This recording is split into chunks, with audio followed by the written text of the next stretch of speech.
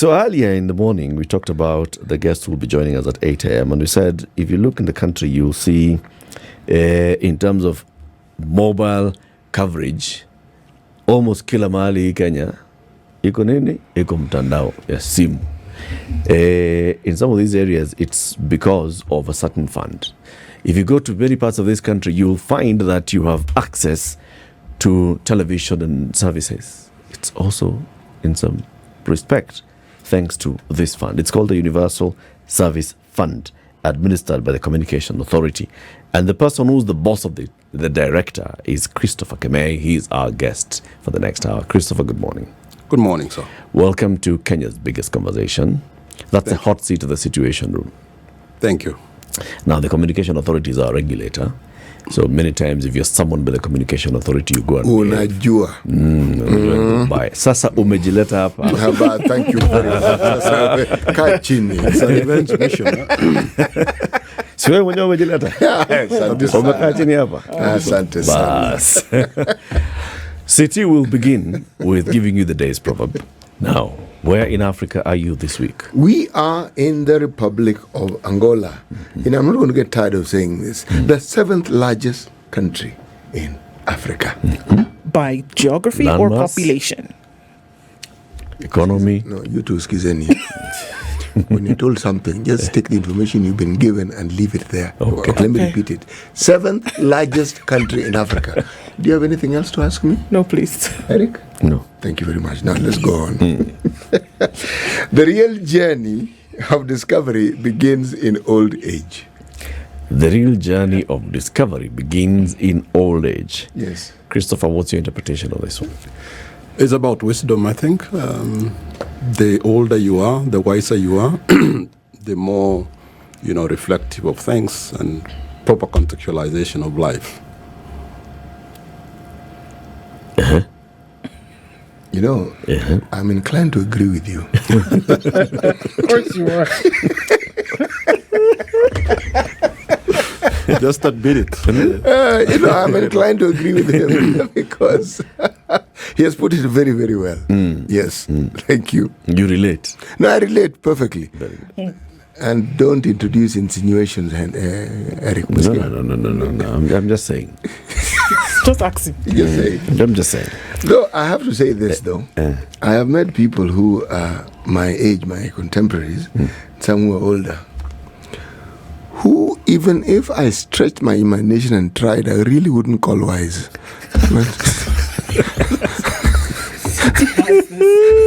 Cookie cutter way of making people really seem very stupid. Sheesh, man. But there it is. There are not really many, but they exist. Their old age hasn't started. They're still young. There's a delay, but you know what Yes.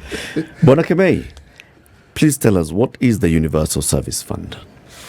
Thank you for this opportunity. First of all, let me indicate that the Universal Service Fund was a fund created in realization that the efforts that, not just in Kenya, the efforts that various governments were making in terms of rolling out or ensuring that communication services are available to all citizens by way of using government machinery and government entities was not working.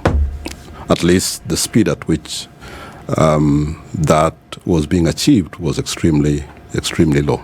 So that is why in the 90s there was a deliberate effort to undertake liberalization, meaning introducing the private sector to leverage on the private capital to take that journey forward. But you and me, know that the private sector would be choosy. They would go to places where, of course, they would make money. There would be return on investment. But the reality on the ground, with respect to, our geographical, situation, economic situation of our people, leads to a situation where some people will be left behind. Because, private capital and private operators will always only go to the extent which they can make money. So in 2009, just like many other countries in the world, government decided to set up a universal service fund. This fund primarily was, as the name suggests, was meant to, catalyze the provision and extension of communication services to unserved and underserved areas and communities. So really that is the purpose of the fund in general. When we say communication services, what exactly do we mean? Now, what we mean by communication services is just by way of saying, nowadays we call it ICT. Now, they span from the most unlikely, which is postal and courier, for example, is a communication service. Broadcasting, being TV or radio, is a communication service. Of course, telecommunications is a communication service, and there are many varieties or sub telecommunication services, for example. Most people nowadays talk about the internet, there is the voice, data, video, and so on and so forth. All those fall under telecommunications services. And just to indicate that these services are provided through various platforms, some of them ranging from satellite communication, others through cable, others through terrestrial wireless communication systems, as well as wireline communication services. Okay. When an investor has been licensed to operate in the country in any of these areas that you've talked about, as a courier operator, postal, in broadcasting, in ICT, in mobile telephony, they're expected to come and invest in the areas that they're operating in. Okay. If you give us a license, I come to the Communication Authority today and you give me a license for radio, I'm expected to invest in my transmission equipment to make sure that then I reach out the areas. So at what point does the Universal Service Fund determine the areas that are likely to be not covered and those areas that are going to be covered? So let's start from the licensing. Okay. When we grant you a license, and these, I'm talking about licenses that have limitations in terms of the number of licensees that can be in the market. And these limitations arise mainly because of the spectrum limitations. Because, spectrum is limited, it is finite. So it can only take a number of licensees. So in that context, and for purposes of ensuring that those benefiting from these few opportunities to access spectrum are then, in terms of introducing them to the market, they're introduced through a competitive process, both in terms of what you offer as rollout obligations. In other words, what you do in simple terms, you say, I want to operate in your market. I have financial resources to this extent. What you'd expect from me in the next couple of years is X, Y, Z in terms of reach, in terms of subscription, in terms of quality of service, in terms of even pricing and so on. So you will then be taken through what we call a beauty contest. And that beauty contest is mainly just a comparison between the various offers on the table, taking into account what I just indicated in terms of what we call rollout obligations, geographical and subscriber rollout obligations. That's where we began. Now, these rollout obligations are then based on who provides the best, offer, is given the opportunity to be granted the license. And subsequent to that, then there would be negotiations on just try to stretch these commitments to the extent possible, so that we see how we can achieve universal access as quickly as possible. But there is an extent which you can go. Okay. And this extent, as I said, is really motivated by, a give and take in terms of, you are telling me to go to this particular place. There are no people. I cannot make money there. So there is that give and take. Then we will have that negotiation and say, look, but when you go to Mombasa, you'll make a bit more money. You can use that money to invest here. To invest in that, those kind of discussions then take place. At the end of that, of course, and after exhausting those opportunities of using private capital, would remain areas that would never be covered, either through this arrangement of the license or their own evolution in terms of just expanding their network. And as I said earlier, this is where really the Universal Service Fund comes in, so that we are able to find another, or rather use another intervention to be able to ensure those gaps that are left behind are covered. Okay. So, I mean, I think you may have alluded to it, but obviously it's a fund, so that means that there's money in it. Yeah. Where does that money come from? Now, this money comes from licensees. They come from the operators. Everyone who has a license is obligated to pay 0.5% of their gross annual turnover to the fund. So that is really the source of the fund. However, the law that establishes the fund also provides opportunities to source for funding from elsewhere. For example, Parliament can decide to appropriate, in the budget an amount. It hasn't happened yet, but that opportunity is there. There is also the opportunity of sourcing from grants, from donations, and so on and so forth. By and large, so far, we've really only relied on the contributions from the industry players.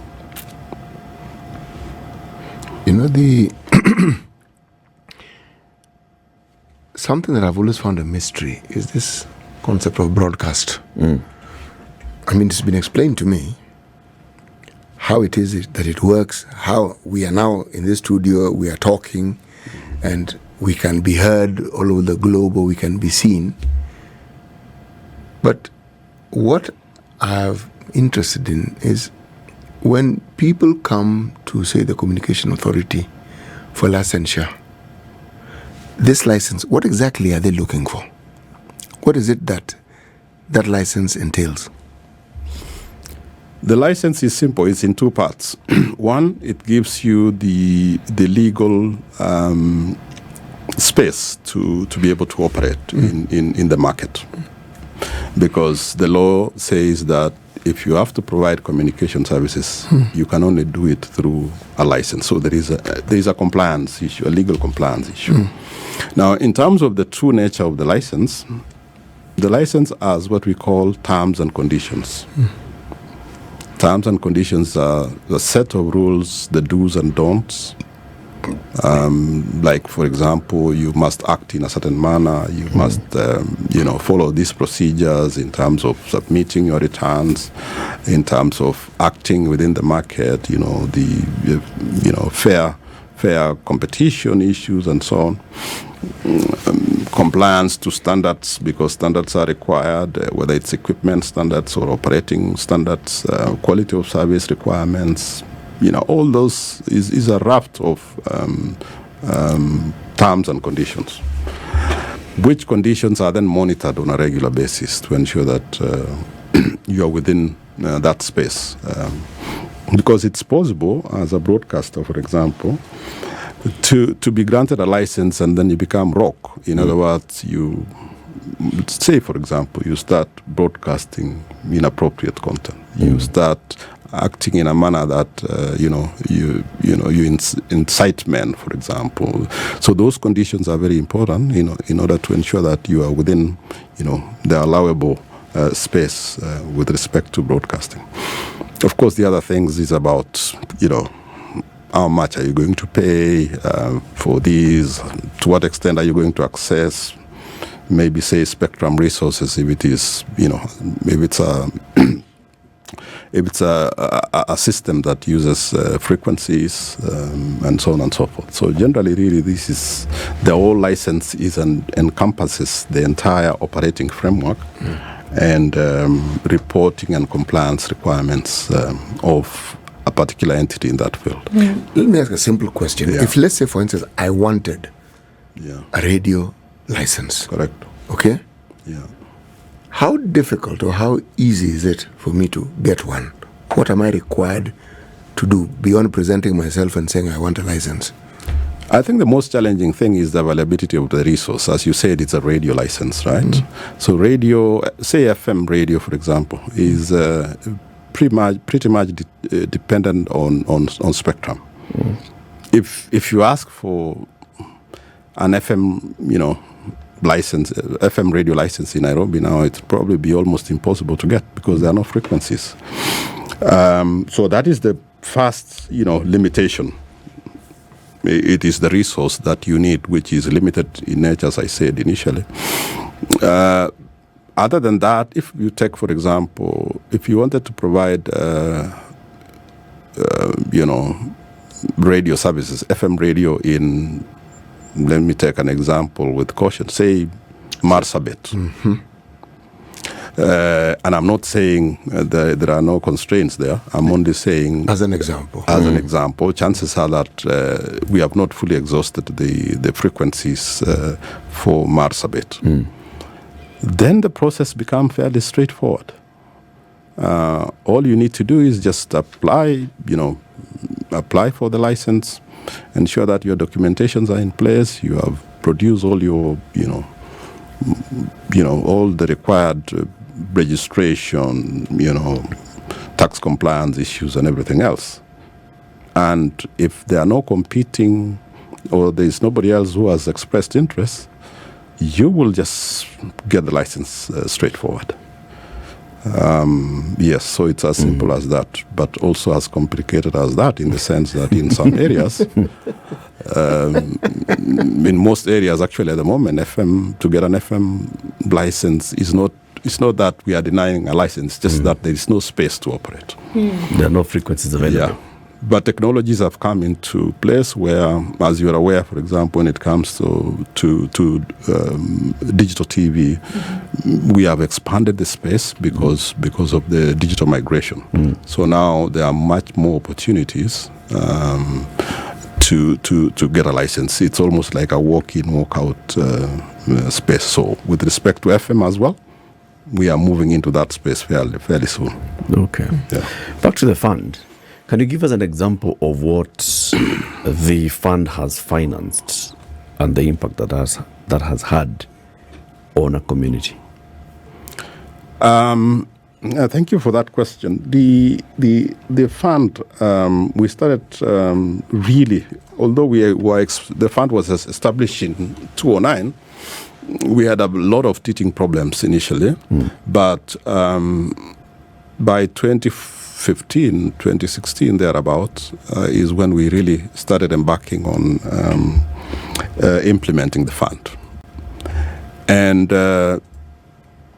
the starting point in a journey of closing access gaps is to firstly find out where we are. To what extent are we covered or not covered. So we did what we call an assessment of the country in 2016. And out of that assessment, there are about 6,612 sub-locations in this country, because that is the smallest unit that in terms of administrative units in this country. So we count our successes based on, sub-locations. Okay. So that assessment told us that about 450 sub-locations had completely no coverage. Of what? In terms of, communication services, mobile communication services specifically. And And the other thing that we also realized, of course, which was monumental but still an opportunity, was connectivity to schools. And the reason I'm saying all this is then just to explain that the first project that we did, or the first two projects that we deployed using the fund, was establishment of mobile communication services in unserved and underserved countries. That was phase one. The target at that particular time was to quickly cover 78 sublocations that were completely no communication. As in, if you get bitten by a snake or you are in really big trouble, it will probably take you days to get rescued. So our priority was those 78, and we started those in 2016, 2017. And I'm glad to say out of the 78 sublocations, we have covered 76 completely.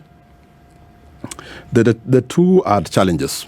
But when we say completely, yes, we're talking about you have mobile services in those countries. Connected. Yes. All licensed operators? By and large, all licensed operators, yes. Okay. Yeah. 2G, 3G, 4G? So we started with 2G, and what happens in communication services generally as technology moves, we started with 2G.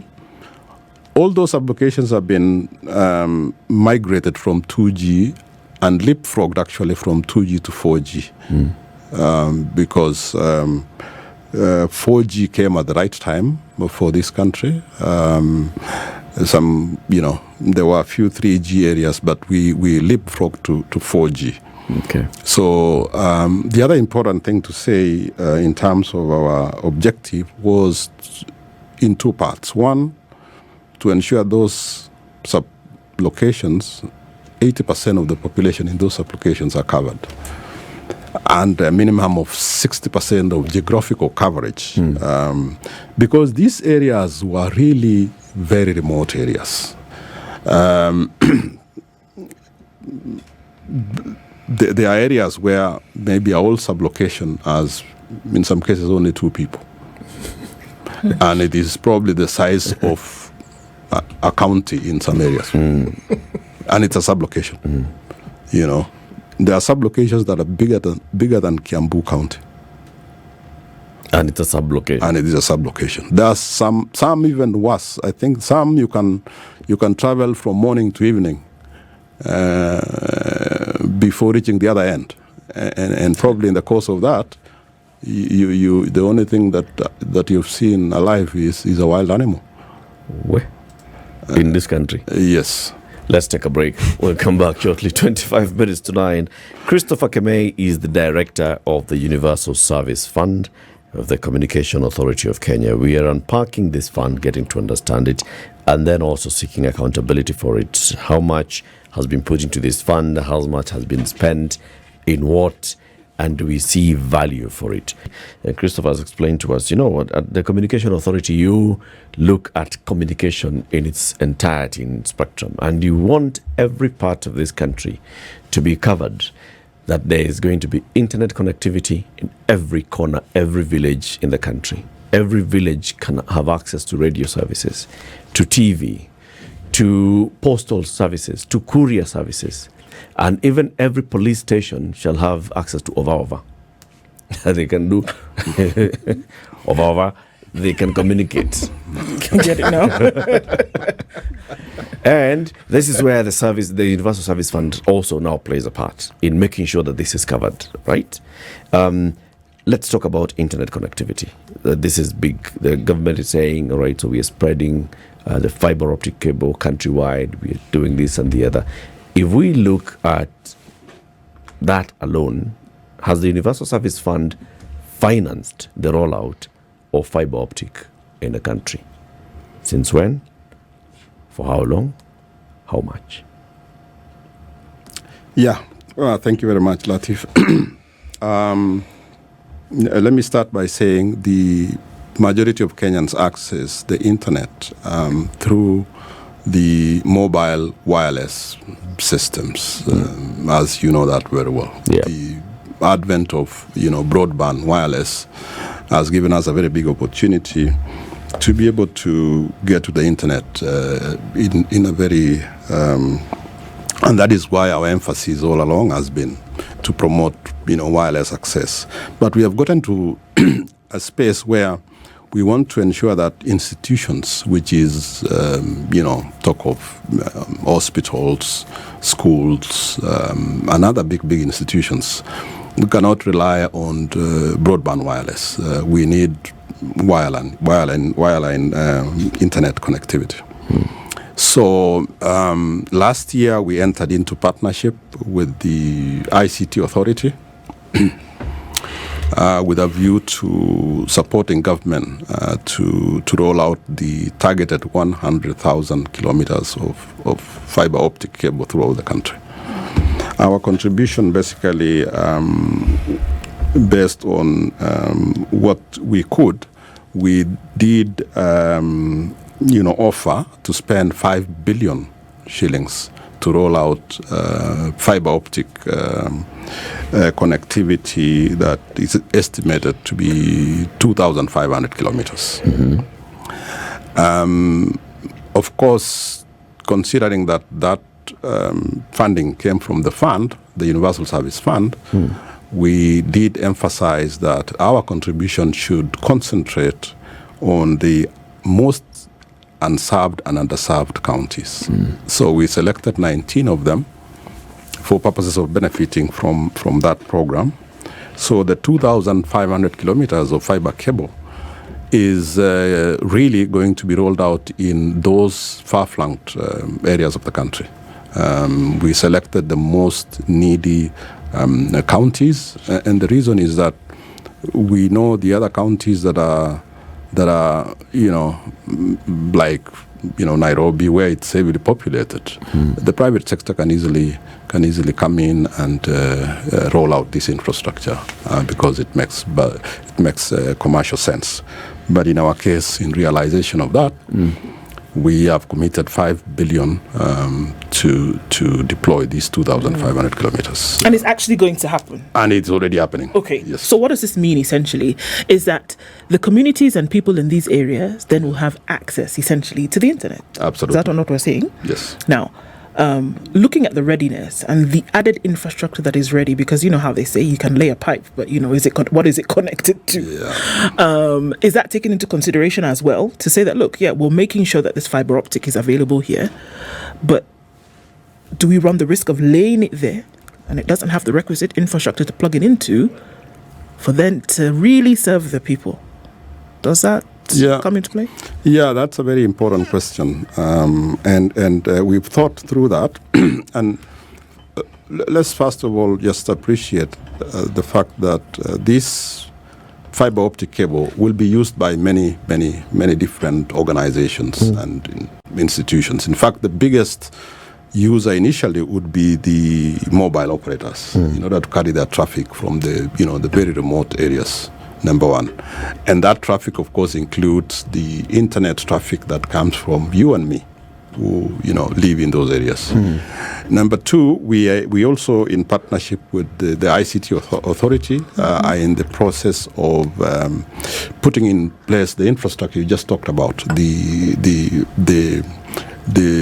terminal equipment, the local area networks, say, for example, within hospitals in those areas, the schools in those areas, government institutions. So there's a separate program that has been running that ensures the terminal equipment will be in place as and when this cable arrives. So that then they just meet at that point, as you said, and then the service is then being provided end to end. Yes, so we have other programs, as I said, that then speak to just what you just said. Okay, so not looking at looking at the fund generally and saying the different projects that you enter into, what would you say is a success rate if you're going to go from 1 to 10, in this case 10 being the highest? It's interesting when you ask people to rate themselves, but okay. In terms of success, the money, because this is money that is available from the different places that it comes from, one would assume it's quite a happy chunk of money. And then what it is actually meant to do, what would you rate success? And how can we actually see and say, absolutely, yes, this is a project started by the fund, money that comes from licensees and can be used for certain things. How would you say that it's been able to incorporate into society and is actually working, and that the fund is behind certain initiatives that are working today? Good question.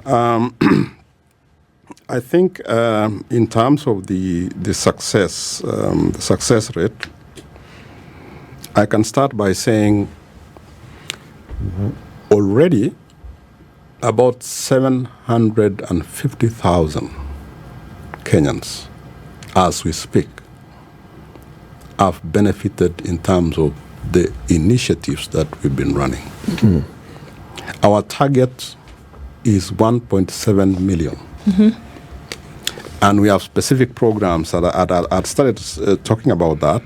Phase 1, we are in phase 2 and phase 3, and as we speak, we are formulating phase 4 with a view to starting it from July this year. So I want to, measure success in terms of what number of people in terms of the number of people that have been impacted. The 1.7 million people that I'm talking about are the people that represent 3.6% of the population, which, as we speak, is completely not addressed, as in completely. With respect to the project success, of course, we are dealing with very difficult circumstances areas. I can give you, for example, that since 2016, there is an area that we have tried to address, and up to today we've not been able to succeed. Why? Many reasons. One area was just too insecure, as in you just can't go there. And we've been advised as such never to step there at this point in time. And the situation has been the same, to the extent that we had to, declare force majeure. Since 2015? Since 2015. There is another area in a certain sublocation called Lopet in West Pokot that has also been problematic because the community are unable to agree, one, where we should put the infrastructure. What's the contention here? The contention is oftentimes when you go to these areas, it is the chiefs that determine where you need to be. Yeah. And sometimes politics sets in, and there are some people who are against the chief, others are pro the chief, because they anticipate that if you put an installation in a particular place, there will be some benefit. There will be lease issues. In some cases, they argue amongst themselves who should collect the lease, how will it be shared. Those mundane things actually manifest itself in a way that you can't move. And the administrative officers have not been able to resolve this? We have done engagements after engagements. Oftentimes, when we do the engagement, we are given assurance that it has been resolved. When you go back and try to remobilize, you then find that apparently the issue has not been resolved. So, but we are working very closely with the government to see that these areas are resolved. Now, back to your question, success rate. What would let me just take one example. What would 76 over 78, what in terms of percentage, that would be what? Wow. That's a good percent. The other project that we ran was connecting 886 schools with broadband internet. And that was a trial, and it was based on schools that were E-ready at that particular time. E-ready meaning they had what they needed, yes, they just needed the connection. Absolutely. Okay. That's the meaning. Okay. They had computer labs, for example. They had a teacher that, and they had examinable courses on IT. And with the help of the Minister of Education, they gave us a list. And when we subjected this list through the criteria, that the e-readiness criteria, we picked 886, and we connected all of them. Mm-hmm. That's another 100% success. Mm-hmm. However, we have challenges of sustainability. The fund is not created to sustain. The fund is created to deploy. Mm. Deploy and move on. Mm. Other people will take over the issues of sustainability. Mm-hmm. Who? The beneficiaries. For example, the broadband for schools, the anticipation as we were deploying was that it will be taken over either by the Ministry of Education or by the schools themselves. Mm. Unfortunately, that is still a pending issue. Mm-hmm. That is still being addressed. So, in other words, what I'm trying to say, sometimes sustainability tends to worry us sometimes. Do you think that if your mandate was widened to the sustainability aspect, that the fund would then be willing to go into that? I remember that as comms people, we are taught that communication is only complete when you get feedback. Yes. Right? So,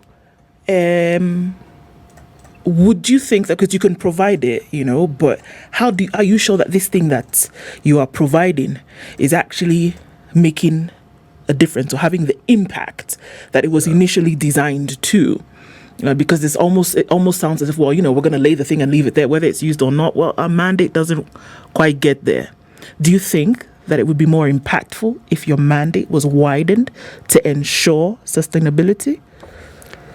I really don't even think it is an issue of the mandate that is a problem. The issue is the capacity of the fund, the size of the fund compared to the needs is far too small to take over sustainability for every project that we undertake. If we were to do sustainability... This fund is collecting about 2 billion shillings every year, isn't it? Yes. And you're saying that is not sufficient? And the amount of money required to just close the gaps, leave alone sustainability, is huge. It's huge. For example, for the example I have given for schools, just less than 1,000 schools, in a year, it needed over 1 billion shillings to sustain. How much was it to install in these 856 schools? 850 costed us about... Let me just be sure that I am correct with that figure.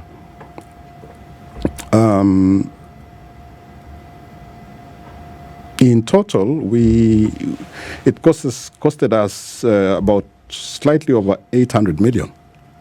Okay. 800 million to install this, right? And by your own admission, you're not really sure today if all those 856 schools are actually using this thing that you installed. Yeah. So would it make sense to even say, can we reduce the number that we're installing for, but ensure that there is impact and use of this thing that we have laid? Because the next thing would be, you would speculate and say, well, then that was a waste of 800 million shillings. If you're not sure that they're actually using it. So what if you'd said, around the 47 counties in the country, we're going to pick 10 schools. Mm-hmm. Install, make sure that they can use it, and ensure sustainability. Yeah. Does that make some kind of sense? It makes a lot of sense. And in fact, that is the thinking right now. I think the question for the schools was really a teething problem because there was a clear understanding in the beginning that we were going to do it in partnership. There's an end user. Yeah, there's an end user. But I think I still argue for that because your job is to provide the connectivity. And then there's an end user who takes it up. If the Ministry of Education is involved in this, these are schools, they are the ones who are then to provide the learning materials through the infrastructure. They should be the ones who take it up. It cannot be that now you are running an entire network here of school programs and the school just turns up. I mean, the Ministry of Education just turns up. I can see the argument on both sides. On one hand, because you're piloting, you've got to be accountable. You cannot be telling us that you spent, 800 million shillings to roll out to this number of schools, and then we go to those schools and we find, there's a cable, there's a terminal, but the children who've been in that school in the last 3 years don't even know anything about internet. As you're speaking, I'm thinking about the cabling, and then I'm relating it to roads, because it's a pathway. And I'm looking at an argument that has been made for the longest time that over the time in the history of this country, you'll find that there are places where roads are built, and what people use those roads for is for drying maize. Okay? And yet, when you look at what those roads do in terms of simply opening up that space, because the roads don't end there, they connect the place to other destinations. Yep. And then it may not happen immediately, but it makes it possible for people in that area to actually have access and to interact with things that ordinarily they would never have been able to access or relate to. In the same way, I'm thinking of when a new road is built and the impact it has on the businesses in certain areas. Yep. You see, most people think that this Limuru road is an old road. It's actually the new road. The old road used to go through the escarpment and then through Naivasha. Now, when that new road was built, business in Naivasha more or less died completely. It was revived when the flower farms came up. So, in many ways, I think, even when you lay that network, at the time of laying it, it may seem obsolete and useless. But it is the beginning of something that, yes, indeed, those people have never experienced and never expected to experience. But if the next step can be, how then do you get them to utilize something that has already been put in place? Because ordinarily, that is something they would never have expected to receive, and they wouldn't know even how to start imagining that they would get it. Good arguments. It is like saying that you're taking power, like it used to happen. Yes. You take power to the DO's home. All right? And you wonder, so why is the community not benefiting from this power? It's because you took power to the DO's home. If you take power to school, and the entire understanding is school to use it, then if the school doesn't use it, you're stuck. If you took power to the community around and the school received it first. Yes. Then now, everything else plays out. So what can you do about that? Make sure that, so 850 schools means 850 communities. Yeah. So we are in discussion, of course, to see how this project can be sustained going forward, let alone being upscaled. Those issues about using schools as the anchor institutions for purposes of extending communication to the entire community around the school is what is now on the table. So, leveraging on, those extensions, as you said, is the best way to do it. And in fact, that is exactly what we are doing with respect to the digital superhighway rollout of 2,500 kilometers. Because we are targeting institutions, and as you may have realized, government is also in the process of leveraging on that in setting up wireless Wi-Fi for community purposes, for markets, and so on. Yeah. And tap tengeleis to your youth. Yes. To finya computer from the local computer hubs. Thank you very much, boss, for joining us. This is Christopher Kemei. He's the director of the Universal Service Fund of the Communication Authority of Kenya. He's been our guest talking about this fund, and now we understand it a bit better. Keep it here for more. This is the Situation Room, the only way to start your day.